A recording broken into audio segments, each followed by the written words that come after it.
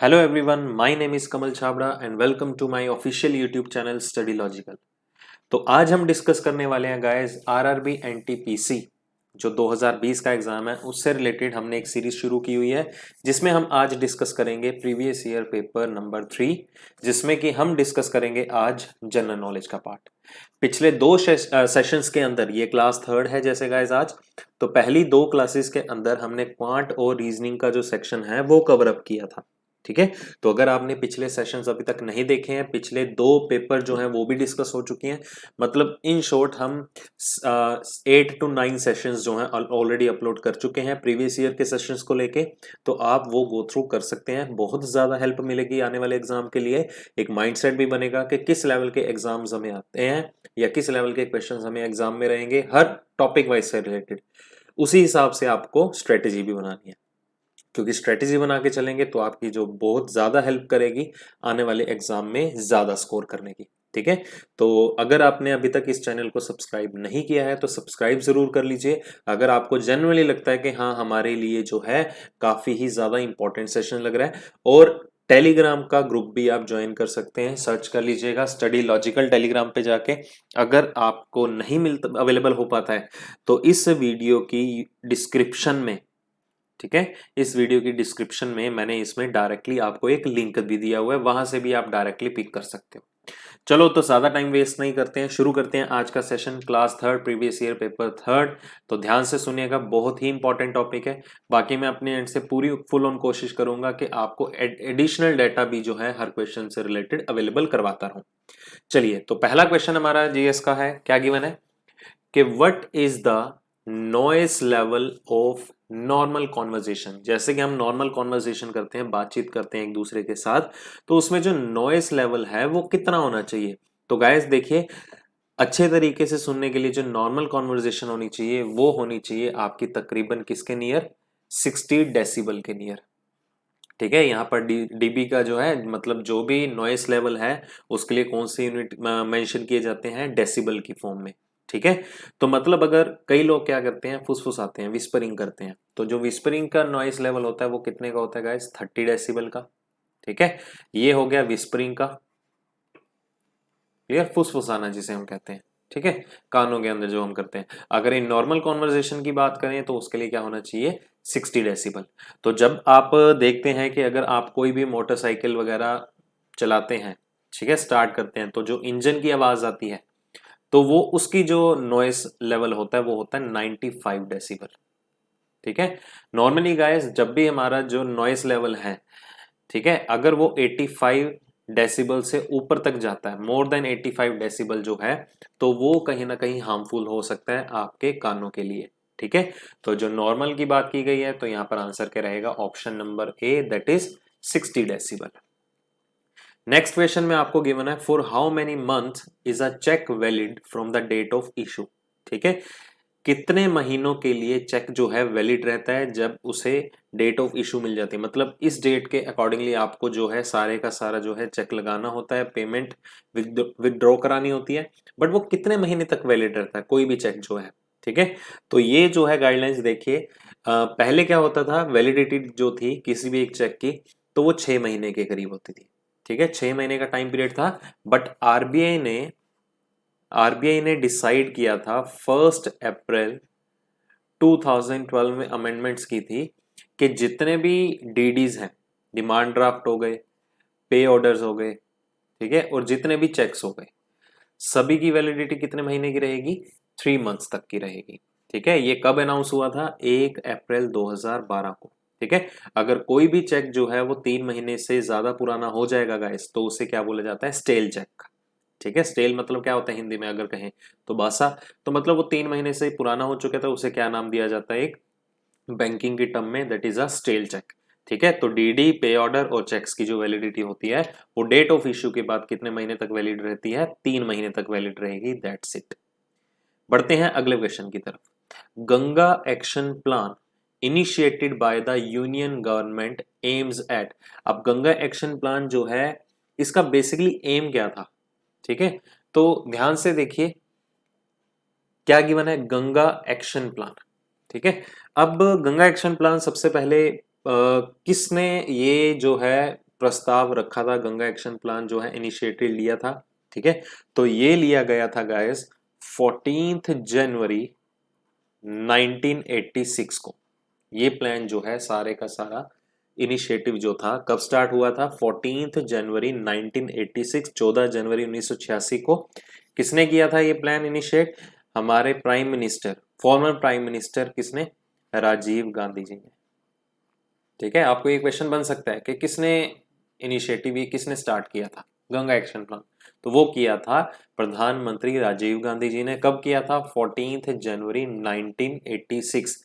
जिसका main motive क्या था कि जितना भी गंगा नदी या गंगा रिवर में जितना भी कूड़ा है, कचरा है, जितना भी है, उसे क्या करना है, जितना भी उसका पॉल्यूशन है, वाटर पोल्यूट हो रखा है बहुत ज्यादा, ठीक है, तो उसे क्या करना है, उसका पॉल्यूशन जो है रिड्यूस करना है, उसका पॉल्यूशन जो है कम करना है। तो ये एक्शन प्लान रखा गया था 14 जनवरी 1986। किसके थ्रू रखा गया था? प्रधानमंत्री राजीव गांधी के थ्रू। अगला क्वेश्चन देखते हैं, the percentage of nitrogen in the air is, हवा में नाइट्रोजन की मात्रा कितने प्रतिशत है, ठीक है।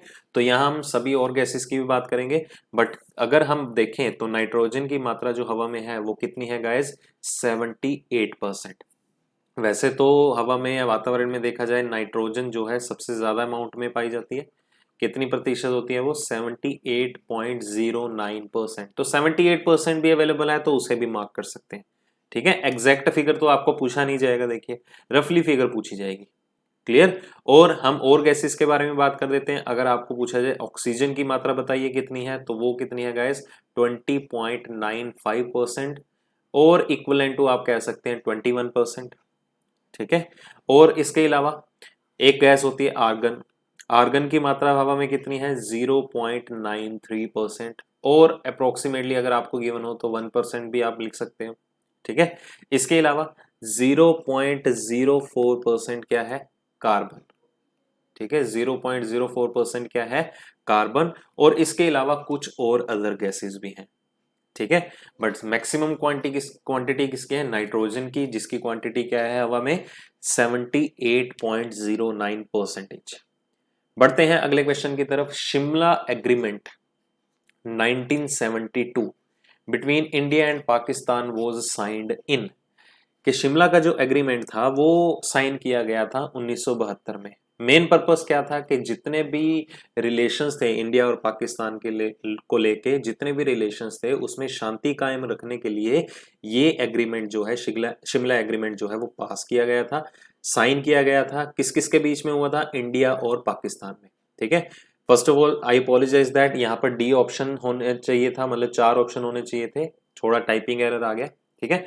तो मैं पहले क्लियर कर दूं, ये इंडिया और पाकिस्तान के बीच जो साइन हुआ था 1972 में, तो ये एग्जैक्ट डेट कौन सी थी उस दिन? 2 जुलाई 1972 को ये साइन किया गया था, 2 जुलाई 1972, ठीक है। तो ये कहां साइन किया गया था? बार्न्स कोर्ट में, ठीक है, जो कि वहां पर जो है उसे राजभवन बोला जाता है, बट उसे एक्चुअल नेम क्या है उस राजभवन का? बार्न्स कोर्ट, ठीक है। 2 जुलाई 1972 साइन किया गया था इंडिया और पाकिस्तान। अगर आपसे पूछा जाए तो यहाँ पर कौन कौन से ऐसे जो थे प्राइम मिनिस्टर थे जिन्होंने ये एग्रीमेंट जो है वो साइन किया था, ठीक है, तो इंडिया की तरफ से कौन थे? इंदिरा गांधी, श्रीमती इंदिरा गांधी, ठीक है। और पाकिस्तान की तरफ से कौन थे?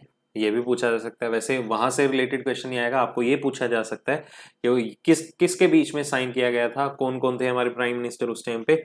इंदिरा गांधी जी के। और पाकिस्तान की तरफ से कौन थे? जुल्फिकार जुल्फिकार अली भुट्टो, जुल्फिकार अली भुट्टो। तो इन दोनों के बीच में जो है प्रेजेंट थे वहां पर ये एग्रीमेंट साइन करने के लिए। अगला क्वेश्चन देखिए क्या है, the instrument used to regulate temperature to a particular degree is called, ठीक है, कि ऐसा इंस्ट्रूमेंट जो एक तापमान को एक स्पेसिफिक डिग्री के ऊपर रेगुलेट करने के लिए यूज किया जाता है, तो वो कौन सा होता है गाइस?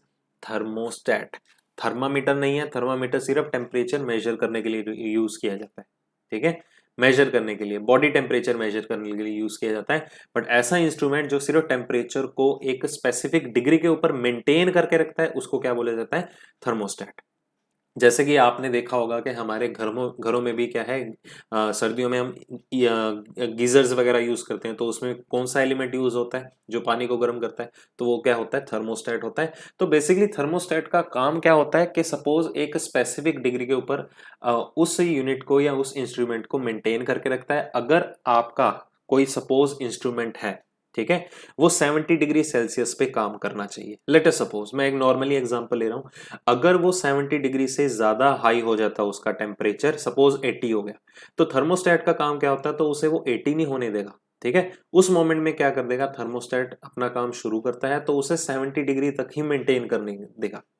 इसी तरह ये कम के लिए भी होता है। अगर कोई पर्टिकुलर इंस्ट्रूमेंट है, 70 डिग्री पे काम करना चाहिए, बट किसी वजह से उसका टेम्परेचर जो है वो कम हो जाता है, लेस देन 70 हो जाता है, ठीक है, तो थर्मोस्टेट का काम क्या होता है? ये इसे कम नहीं होने देता, उसी टेम्परेचर पे ही उसे मेंटेन करके चलता है, ठीक है। तो ये काफी ज्यादा इंपॉर्टेंट क्वेश्चन है गाइस, चांसेस पूरे हैं इसी से रिलेटेड फिर से आने के। चलिए, pressure is measured in terms of, ठीक है, तो मैंने आपको लास्ट पिछले पेपर में भी बताया था प्रेशर क्या होता है। The force exerted on a surface per unit area, मतलब किसी एक स्पेसिफिक एरिया के ऊपर जितना फोर्स लगाया जाता है, जितना बल लगाया जाता है, वो किसके इक्विवेलेंट होता है? प्रेशर के इक्विवेलेंट होता है। तो इसकी सेंस क्या बनेगी? डेफिनेशन क्या है? फोर्स पर यूनिट एरिया, ठीक है। तो आगे बढ़ते हैं। साइंस का क्वेश्चन था गाइस, बहुत आसान क्वेश्चन है, काफी बार पूछा भी जा चुका है, आजकल के एग्जाम्स में भी काफी बार पूछा जाता है, इनके यूनिट्स भी पूछे जाते हैं, जो कि मैंने पिछले सेशन में सब कुछ क्लियर किया हुआ है। Between small and large human intestine, which one is longer? Small intestine और लार्ज इंटेस्टाइन के बीच में से सबसे लंबी कौन है इंटेस्टाइन? तो वो है गाइस स्मॉल इंटेस्टाइन। अब नाम से देखो, ये मत कहना कि लार्ज इंटेस्टाइन जो है वो ज्यादा बड़ी होनी चाहिए, नहीं गाइस, जो छोटी इंटेस्टाइन है वो ज्यादा बड़ी होती है। क्यों ज्यादा बड़ी होती है? क्योंकि इसका जो डायामीटर है वो किससे बड़ा होता है? लार्ज इंटेस्टाइन से, ठीक है। इसलिए स्मॉल इंटेस्टाइन को क्या बोला जाता है? लंबी इंटेस्टाइन है ह्यूमन के अंदर। नेक्स्ट क्वेश्चन देखिए, to conduct details study into disease causing organism in livestock, bio forestry laboratory been set up in India, ठीक है। जितने भी बीमारी के कारण होते हैं, डिसीज कॉजिंग ऑर्गेनिज्म होते हैं, तो बायो सेफ्टी लेबोरेटरी जो है वो सेटअप की गई थी। तो वो कहां पर सेटअप की गई थी गाइस? वो सेटअप की गई थी बेंगलुरु में, ठीक है। चांसेस इसके कम है इस लेवल के क्वेश्चन के आने के इस बार जो है, ठीक है, बट कुछ ना कुछ इनका पूछा जा सकता है, कब स्टार्ट की गई थी, ईयर भी पूछा जा सकता है, इससे रिलेटेड बस ये क्वेश्चन बन सकता था। अगला देखें, international maritime organisation. International maritime organisation जो है वो किससे कंसर्न रखती है, ठीक है। तो देखिए, जब भी हम बात टर्म देखते हैं मैरीटाइम की, तो इसका मतलब क्या होता है? समुद्री, ठीक है, समुद्री तट पे ऐसा कुछ भी। तो ये किसके लिए ऑर्गेनाइजेशन जो बनाई गई थी? वो बनाई गई थी सी पॉल्यूशन के अंदर, मतलब जितने भी मैरीन ड्राइव्स हैं वहां पर जितना भी वाटर पोल्यूट हो रहा है मैरीन की वजह से, समुद्री जहाजों की वजह से काफी सारा कचरा जो है वो समुद्रों में फेंका जाता है, तो जिससे क्या है सी पॉल्यूशन बहुत ही ज्यादा हो रहा था। तो उसे ओवरकम करने के लिए एक ऑर्गेनाइजेशन बनाई दी गई थी, कौन सी? इंटरनेशनल मैरीटाइम ऑर्गेनाइजेशन, ठीक है। तो इसका कंसर्न किससे था? सी पॉल्यूशन से। तो मैरीन मतलब मैरीन जब भी टर्म गिवन होगी हमेशा वो पानी से ही लिंक बना के गिवन होगी, ठीक है। तो वहां से आप डायरेक्टली ऑप्शंस का रेफरेंस भी ले सकते हो। बढ़ते हैं अगले क्वेश्चन की तरफ। AstroSat is India's first, AstroSat जो है वो इंडिया का पहला क्या था, ठीक है। तो एस्ट्रोसैट जो है वो इंडिया की पहली स्पेस ऑब्जर्वेटरी थी। स्पेस ऑब्जर्वेटरी थी क्या? एस्ट्रोसैट, ठीक है। तो ये कौन सी ऑब्जर्वेटरी थी गाइस? ये मल्टी वेवलेंथ ऑब्जर्वेटरी थी। Multi wavelength, different different wavelength पे स्पेस में जितने भी एस्ट्रोनॉट्स या जाते हैं, ठीक है, जितने भी हम इंस्ट्रूमेंट्स वगैरह भेजते हैं, तो उसको क्या है डिफरेंट डिफरेंट वेवलेंथ पे ऑब्जर्व करने के लिए एक स्पेस ऑब्जर्वेटरी बनाई गई थी, जिसको क्या नाम दिया गया था? एस्ट्रोसैट का, ठीक है। तो मल्टी वेवलेंथ स्पेस ऑब्जर्वेटरी भी बोल सकते हैं आप इसे। ठीक है, इंपॉर्टेंट क्वेश्चन था गाइस ये भी। बढ़ते हैं 12th क्वेश्चन की तरफ। गांधी अर्विन पैक्ट वो साइंड इन द ईयर। ठीक है, गांधी और अर्विन पैक्ट जो है वो साइन किया गया था, कब साइन किया गया था गाइस? ये साइन किया गया था, एक्चुअल जो डेट है इसकी 5th ऑफ मार्च 1931। ठीक है, ये 5 मार्च 1931 को साइन किया गया था। किस किस के बीच में किया गया था? महात्मा गांधी जी, ठीक है, महात्मा गांधी जी और viceroy of India. Viceroy of, यहां हो आएगा वाइजरी ऑफ इंडिया। कौन थे viceroy of India at that moment? Lord Irwin. ठीक है, तो इन दोनों के बीच में साइन किया गया था। क्लियर? तो ये किससे रिलेटेड था? ये किससे रिलेटेड था गाइस? ऐसा भी पूछा जा सकता है कि जो ये पैक्ट था, साइन किया गया था गांधी अरविंद पैक्ट, तो वो किससे रिलेटेड था? ये रिलेटेड था civil disobedience, civil disobedience movement के रिलेटेड था। ठीक है, ज्यादा डिटेल में और नहीं पूछा जाएगा, ज्यादा से ज्यादा ये क्वेश्चन बन सकता है कि वो क्यों साइन किया गया था, वो किससे रिलेट करता है। तो आपने सिंपली आंसर मार्क करना है, सिविल डिसओबीडियंस मूवमेंट के लिए उससे रिलेट करता था। कौन सा एक्ट? Gandhi Irwin act. ठीक है, चलिए बढ़ते हैं अगला क्वेश्चन की तरफ। The name of the first bank established in India.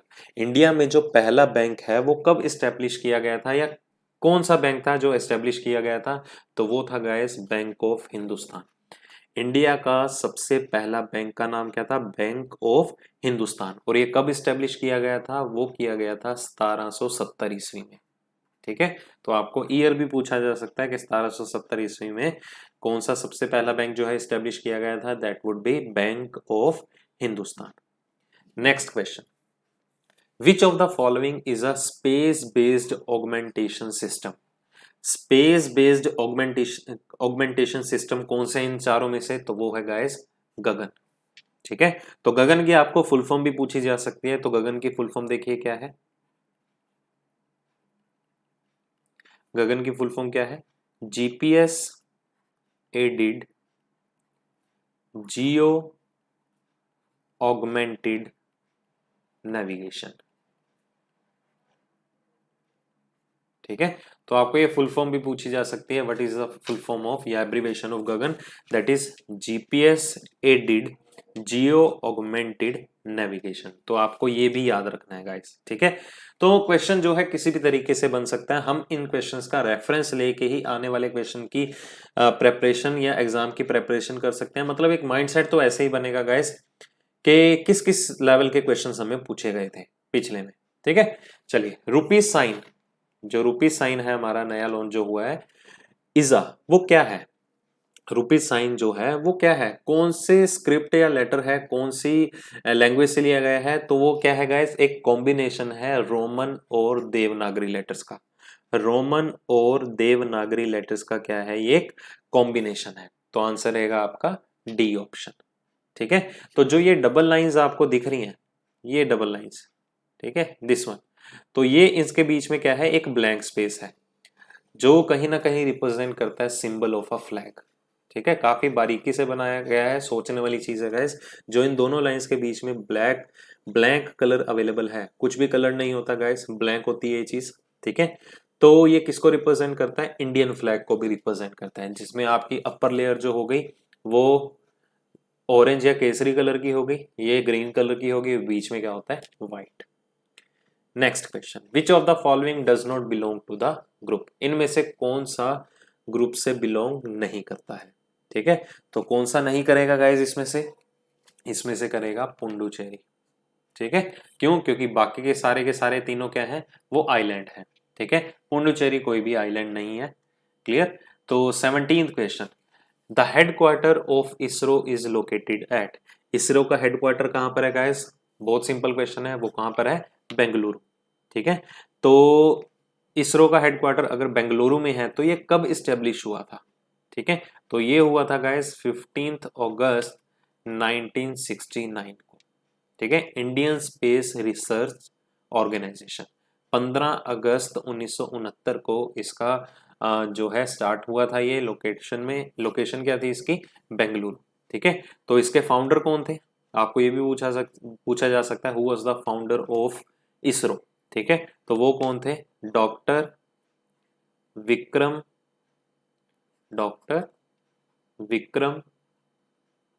ए साराभाई। ठीक है, तो इसके जो है वो फाउंडर भी थे। चलिए, ये भी क्वेश्चन पूछा जा सकता है, who was the founder of ISRO. Find the similarity in the following, आपको इस कुछ ऑप्शंस गिवन है।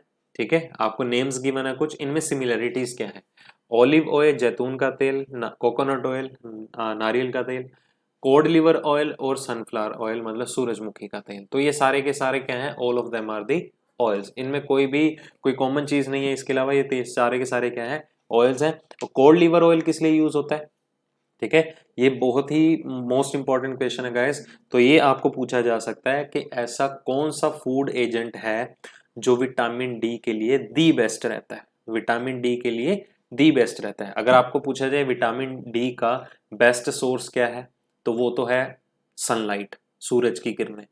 ठीक है, बट अगर आपको फूड की बात की जाए कि फूड एलिमेंट बताइए ऐसा कौन सा है, तो वो कौन सा है गाइस, कोड लिवर ऑयल। चलिए बढ़ते हैं अगले क्वेश्चन की तरफ। Human nails are made of, जो ह्यूमन के इंसानों के नाखून हैं, नेल्स हैं, वो किससे बने होते हैं। ठीक है, तो ये बने होते हैं गाइस केराटिन से। ठीक है, तो ये क्या होती है, जितने भी हमारे ह्यूमन में नेल्स होते हैं हाथों के और पैरों के, ये क्या होते हैं, केराटिन के बने होते हैं। इसमें क्या होते हैं, लेयर ऑफ प्रोटीन्स होती हैं। ठीक है, ये सारी की सारी जो है वो लेयर्स ऑफ प्रोटीन्स होती हैं। इस तरह से अगर नेल है तो यहाँ पर लेयर्स होती हैं प्रोटीन्स की। ठीक है, जिसको क्या नाम दिया जाता है, केराटिन का। ठीक है, केराटिन, क्लियर। और केराटिन क्या है, एक स्ट्रक्चरल प्रोटीन है, एक स्ट्रक्चरल प्रोटीन है। ठीक है, आपसे पूछा जा सकता है व्हाट इज केराटिन, केराटिन है क्या, एक स्ट्रक्चरल प्रोटीन है जो कि बनता है किससे, मेड ऑफ एपिथेलियल सेल्स। ठीक है, आपको ये क्वेश्चन पूछा जा सकता है, ये किस चीज का बना होता है, ये प्रोटीन जो है वो, तो वो किससे बना होता है, एपिथेलियल सेल्स का बना होता है, एक स्ट्रक्चरल प्रोटीन होता है। ठीक है, very important question. Next question is eastern boundary of Kashmir is, Kashmir की ईस्टर्न बाउंड्री कौन सी है, तो वो क्या है, लद्दाख रीजन। ठीक है, और इससे रिलेटेड कोई और एक्स्ट्रा क्वेश्चन नहीं बनता है। The medicine paracetamol is, paracetamol की जो मेडिसिन है काफी फेमस है, सभी को इसका नाम पता होगा। तो ये क्या है गाइज, ये एक एनाल्जेसिक और एंटीपायरेटिक मेडिसिन है, एनाल्जेसिक और एंटीपायरेटिक मेडिसिन है। इसे एक और नाम भी दिया गया है, इस पैरासीटामोल को। ठीक है, एक और नाम भी दिया गया है, इसको और क्या बोला जा सकता है, एसिटामिनोफेन। ठीक है, इसे और नाम भी बोला जा सकता है कि पैरासीटामोल का दूसरा नाम क्या है, एसिटामिनोफेन। आप ये इससे रिलेटेड भी क्वेश्चन बन सकता है। तो देखिए, हमने पिछले 2 पेपर्स जो भी डिस्कस किए हैं उसमें ये टर्म्स फिर से थी, एनाल्जेसिक और एंटीपायरेटिक। मैंने आपको क्लियरली बताया था एनाल्जेसिक क्या होता है और एंटीपायरेटिक क्या होता है। ठीक है, तो अगर आपने नहीं देखा, जानना चाहते हैं इसके बारे में, तो पिछले सेशन जरूर देखिएगा, जिसमें हमने तीसरी क्लास में दोनों के दोनों पेपर में एक टर्म रही थी क्रोसिन के बारे में भी, और ये भी बोला गया था कि एनाल्जेसिक और एंटीपायरेटिक कौन सी मेडिसिन होती है। तो मैंने उसमें फुल्ली एक्सप्लेन किया हुआ है, आप वो वाला सेशन भी जाके गो थ्रू कर सकते हैं। ठीक है, चलिए अगला देखिए। Sachin Tendulkar made his test debut, ठीक है, इन 1989। तो पहली बात, एक क्वेश्चन तो इसी में ही है कि सचिन तेंदुलकर ने अपना first test debut, first time उन्होंने अपना पहला टेस्ट मैच कब खेला था जी, 1989 में खेला था। ठीक है, अब कंडीशन यह है वे खेला कहां पर था, तो उन्होंने खेला था पाकिस्तान, कराची में। ठीक है, उन्होंने डेब्यू किया था कराची, पाकिस्तान के अंदर। ठीक है, चलिए बढ़ते हैं अगले क्वेश्चन की तरफ। 24th, which key on a windows keyboard sets to full screen mode in most browser. ज्यादातर जितने भी ब्राउजर्स होते हैं उसमें जो विंडो कीबोर्ड की जो होती है उसे फुल स्क्रीन मोड पे लाने के लिए कौन सी की इनमें से यूज की जाती है, दैट इज F1, F10, ठीक है, F11 या F12। क्लियर, तो इसका एग्जैक्ट आंसर रहेगा गाइस F11। ठीक है। इसका मेन काम क्या होता है कि जितने भी विंडोज कीबोर्ड में जो भी आपको ये F11 की होती है, तो इसका मेन काम क्या होता है, ये पूरी की पूरी स्क्रीन को सेट करता है to the full screen mode के ऊपर। ठीक है। बाकी कीज का काम क्या है फिर, F1 का जो काम है वो ओपन करता है हेल्प विंडो को। ठीक है, स्पेसिफिक फाइल के हेल्प विंडो को ओपन करता है। F10 का काम क्या होता है, ये एक्टिवेट करता है मेन्यू बार को, एक्टिवेट्स मेन्यू बार। ठीक है। और F12 का काम क्या होता है, ये इसका काम होता है ओपन करता है सेव एज डायलॉग को।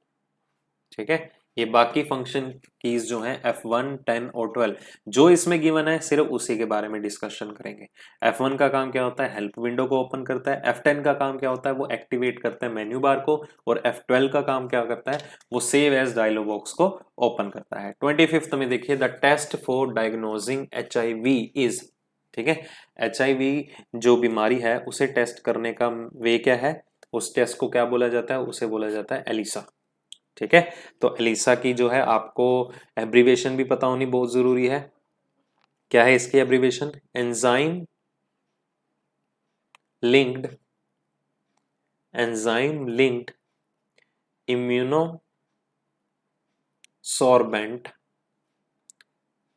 इम्यूनोसॉर्बेंट एसे। ठीक है। तो ये एक ऐसा टेस्ट है जिसमें जो भी HIV से पीड़ित है उसमें सिम्टम्स हैं उसे जज करने के लिए एक टेस्ट यूज होता है। क्या नाम है उसका, एलाइसा। ठीक है, एंजाइम लिंक्ड इम्यूनोसॉर्बेंट एसे। और ये जो टेस्ट है गाइस वो किस किस के लिए यूज होता है, क्या टेस्ट करने के लिए, HIV तो आपको अवेलेबल ही है। ठीक है। और कौन कौन सी डायग्नोसिस हो सकते हैं, लाइम, रोटा वायरस। ठीक है, रोटा वायरस टेस्ट करना हो तो भी एलिसा ही यूज किया जाता है। ठीक है। इसके अलावा क्या, जीका वायरस। ठीक है, या जाइका वायरस जो भी बोल सकते हैं। तो इसमें भी आपका कौन सा टेस्ट यूज हो सकता है ये डायग्नोस करने के लिए, एलिसा। ठीक है, फुल फॉर्म बहुत इंपॉर्टेंट है, enzyme linked immunosorbent essay. Next question is air quality index क्या है। तो एयर क्वालिटी इंडेक्स जो है बेसिकली क्या है, एक नंबर है। ठीक है, कि एक पर्टिकुलर एरिया के अंदर जो एयर क्वालिटी इंडेक्स है वो कितना चल रहा है, मतलब हवा जो है उसकी जो वातावरण है वो कितना पॉल्यूटेड है, तो वो एक नंबर से रिप्रेजेंट किया जाता है। तो इसमें कौन कौन सी रेंज रहती है मैंने आपको पिछले सेशन में भी क्लियर किया था। ठीक है, उसकी डिफरेंट रेंज है, 0 to 50 है। ठीक है, 51 to 100 है, इनकी डिफरेंट डिफरेंट रेंजेस थी।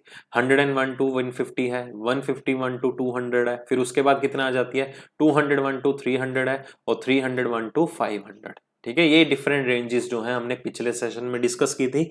जाइए गो थ्रू कीजिए, काफी ज्यादा चीजें जो है देखो इंटरलिंक्ड है आपस में। अगर एयर क्वालिटी इंडेक्स पेपर 2 में है तो उसी से रिलेटेड एक और क्वेश्चन बना गया। ठीक है, तो मतलब शिफ्ट टू शिफ्ट जो है क्वेश्चन का जो पैटर्न है वो वेरी किया जाएगा। Who served as the first deputy prime minister of independent India. स्वतंत्र भारत का सबसे पहला डिप्टी प्राइम मिनिस्टर जो है वो कौन थे, तो वो थे गाइस सरदार वल्लभ भाई पटेल। ठीक है, सरदार वल्लभ भाई पटेल जो हैं वो पहले डिप्टी प्राइम मिनिस्टर थे इंडिपेंडेंट या स्वतंत्र भारत के।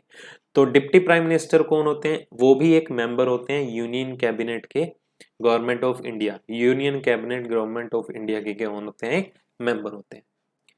28th secularism is. ठीक है, सेक्युलरिज्म होता क्या है, ठीक है, जिसमें हम कहते हैं कि धर्म निरपेक्षता, मतलब कि जहां पर हर एक पर्सन को किसी भी धर्म को अपनाने की, उसकी पूजा करने की स्वतंत्रता हो। ठीक है, वो उसको क्या बोला जाता है, सेक्युलरिज्म। तो इसका मेन ऑप्शन क्या रहेगा, freedom of religion and worship. ठीक है। 29th national science day falls on. National science day जो है वो कब मनाया जाता है, वो मनाया जाता है guys 28th of February every year.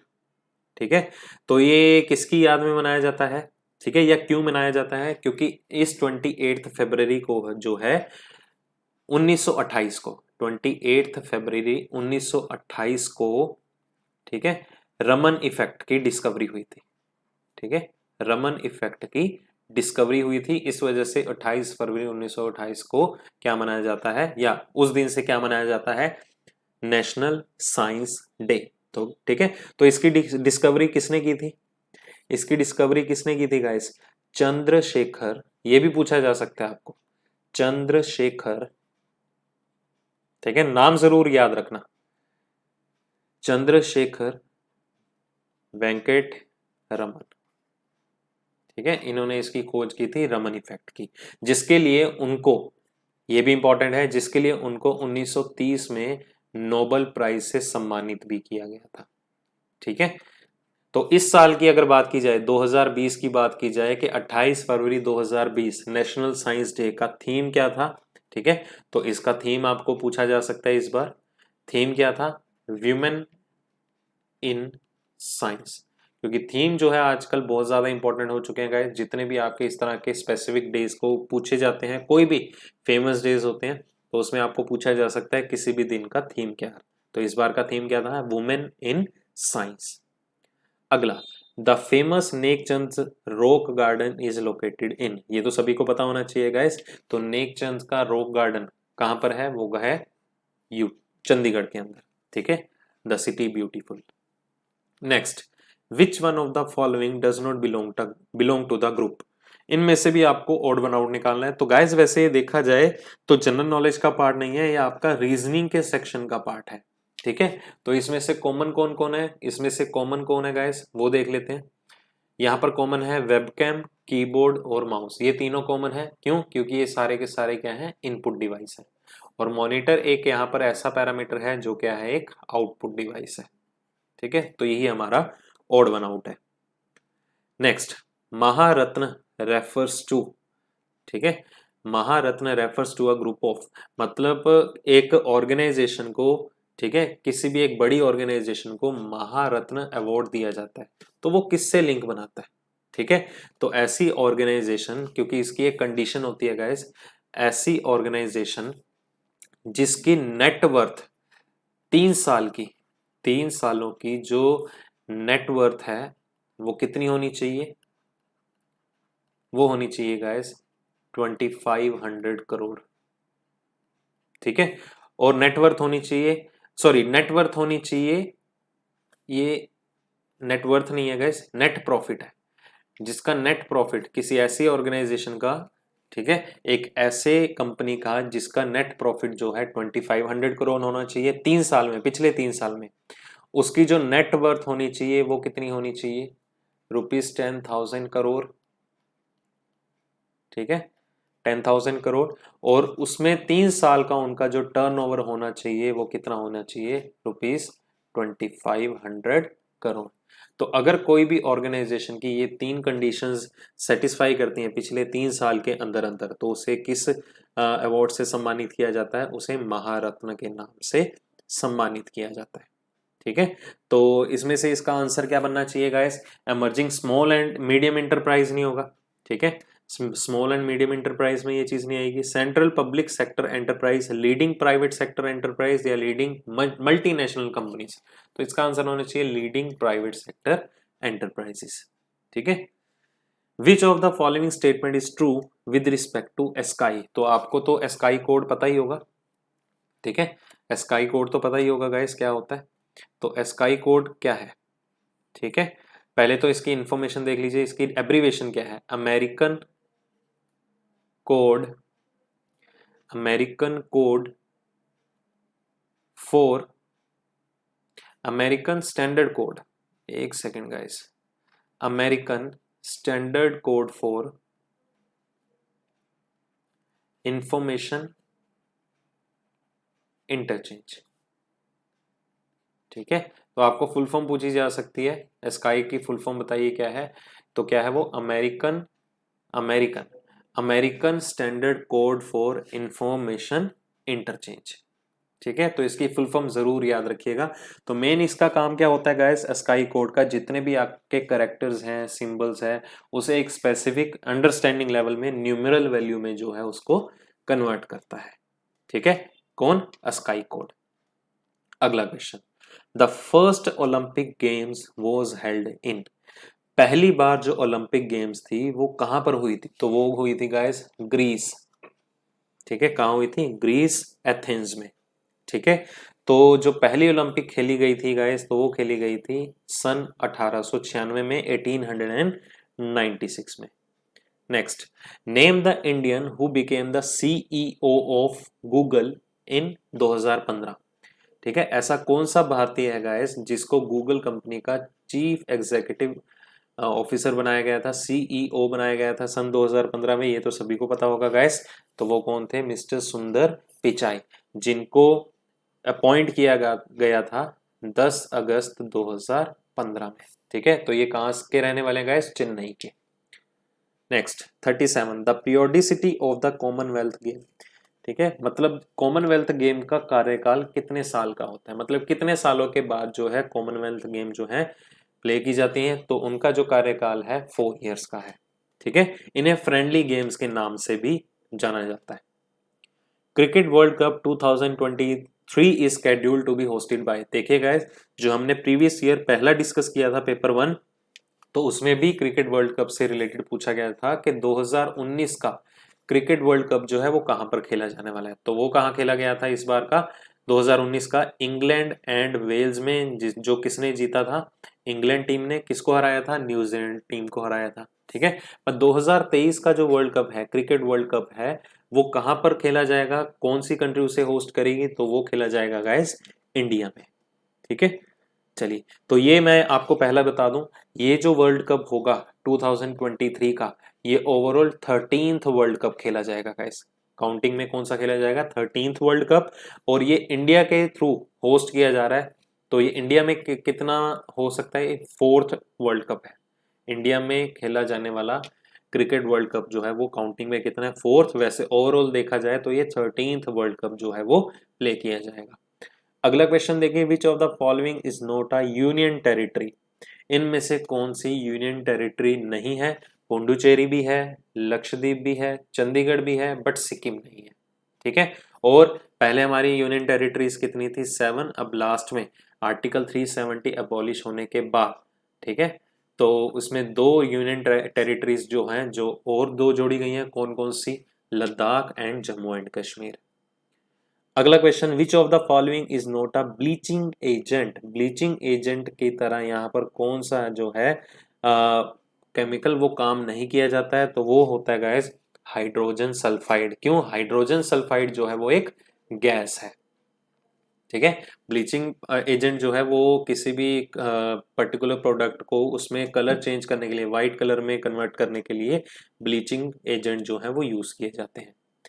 Which movement was called off following the violence at चोरी चोरा इंसिडेंट? ठीक है, जो चोरी चोरा इंसिडेंट है, तो पहले बता दूं ये चोरी चोरा इंसिडेंट कब हुआ था? ये हुआ था 4 फरवरी 1922 को। ठीक है, हुआ कहां पर था? गोरखपुर डिस्ट्रिक्ट में। ठीक है, गोरखपुर डिस्ट्रिक्ट में हुआ था। ठीक है, चोरी चोरा इंसिडेंट जो है वो कहाँ हुआ था? गोरखपुर में 4 फरवरी 1922 को हुआ था। तो इसमें जो है ये कौन सा इसमें ऐसा मूवमेंट था या आंदोलन था जिसको कोल्ड ऑफ कर दिया गया था, टर्मिनेट या पोस्टपोन कर दिया गया था? तो वो कौन सा था गाइस? Quit India movement. ठीक है, इस आंदोलन को क्या है, टर्मिनेट करना पड़ा, पोस्टपोन करना पड़ा, क्विट इंडिया मूवमेंट। और इसे चोरी चोरा का जो है, इसे ऐसा क्यों नाम दिया गया है, या इसमें हुआ क्या था गाइस? तो काफी वायलेंस हो गया था, जिसमें कि भारत के 22 सोल्जर्स और 3 सिविलियन जो हैं वो मारे गए थे। ठीक है, काफी वायलेंस हो गया था वहां पर, लाठीचार्ज भी हुआ था, जिसकी वजह से ये मूवमेंट जो है, क्विट इंडिया मूवमेंट जो है वो रद्द करना पड़ा, टर्मिनेट करना पड़ा। ठीक है, तो ये सारे के सारे क्वेश्चन थे गाइस जो आपको प्रीवियस ईयर के एग्जाम पेपर 3 मतलब 30th ऑफ मार्च की शिफ्ट में आ रखे हैं 2016 में। ठीक है, काफी इंपॉर्टेंट सेशन है गाइस, बहुत ही ज़्यादा इंपॉर्टेंट है। बस आपको इन्हीं से ही थोड़ा सा क्लू लेना है और आने वाले एग्जाम की फुल ऑन प्रिपरेशन भी करनी है। तो आज के सेशन में बस इतना ही गाइस, मिलेंगे अगले सेशन में भी अगले नंबर 4 प्रीवियस ईयर पेपर के साथ। हम हमारे 3 प्रीवियस ईयर पेपर जो हैं वो कम्प्लीटली डिस्कस हो चुके हैं। तो बने रहिएगा अगली क्लासों में भी, और जितना हो सके ज़्यादा से ज़्यादा शेयर कीजिए, और अगर आपने सब्सक्राइब नहीं किया तो ये सब्सक्राइब ज़रूर कीजिएगा। बेल आइकन प्रेस करना मत भूलिएगा, क्योंकि हमारे डेली बेसिस पे सेशंस डल रहे हैं गाइस, तो आपको उनकी लेटेस्ट नोटिफिकेशन मिल सके, ठीक है, ऑन टाइम, तो बेल आइकन प्रेस करना मत भूलिएगा। चलिए तो मिलते हैं जल्दी ही अगली क्लास के अंदर, तब तक के लिए thank you so much guys, bye, take care, all the best.